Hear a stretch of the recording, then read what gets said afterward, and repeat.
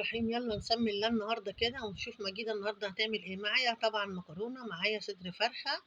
يلا بينا نخش على المطبخ مجيدة، نسمي الله ونصلي على الرسول ونبدأ في الوصفة على طول. يلا أنا معايا طبعا هنا صدر فرخة، همسكه أقطعه طبعا بانيه. النهارده أولادي قالوا عايزين ناكل بانيه، فقلت لهم يلا عندنا صدر فرخة كده حلو، يلا بينا نعمله بانيه. تمام تمام. قطعنا بقى البانيه كده و اقطعه طبعا، ما تقطعوش رفيع، قطعيه تخين كده عشان تبقى ايه حتة البانيه كده حلوة محملة كده، ما تبقاش خفيفة. وكل ما تبقى محملة كده تعرفي تاكلي تستطعمي بحتة البانيه. تمام تمام. بصوا هنا بقى انا قطعته كله كده. بصوا الصدر عمل كمية بسم الله ما شاء الله على الجمال وعلى الحلاوة. ما تنسوناش بقى بلايكاتكم الجميلة وتفعيل الجرس عشان اعمل لكم كل جديد، ربنا ما يحرمني منكم ابدا يا رب. معايا هنا نص كوباية لبن، معايا بيضة، معايا بهارات فراخ، معايا فلفل اسمر، معايا ملح، معايا بصل بودرة، توم بودرة، نص ليمونة، كزبرة حطيت. البهارات اللي عندك حطيها كلها، بتدي طعم جميل.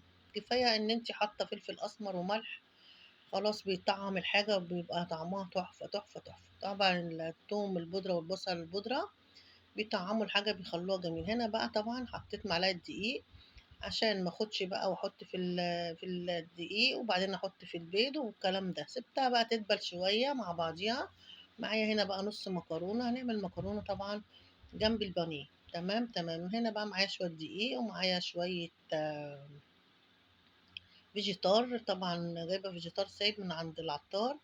حطيت طبعا شوية فلفل، شوية بهارات، شوية بصل بودرة، توم بودرة، شوية ملح، وقلبت الكلام ده كله مع بعضه وهسيبه بقى واركنه على جنب. يلا نعمل بقى شوية مكرونة جنب البانيه.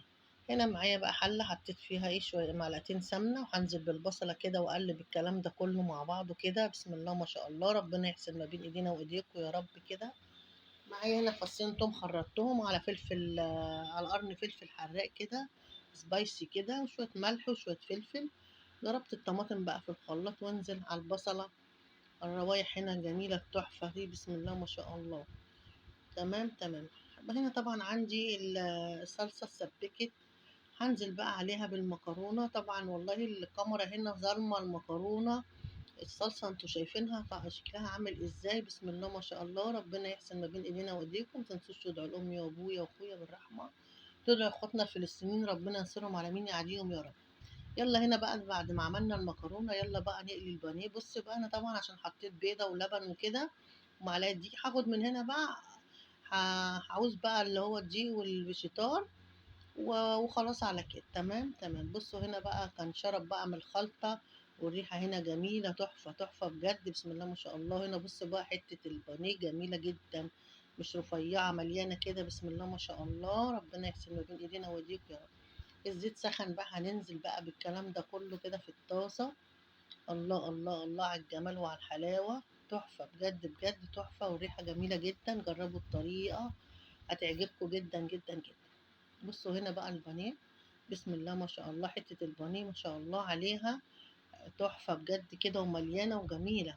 حطيت طبعا طاسة تانية. بصوا هنا مبياخدش وقت البانيه.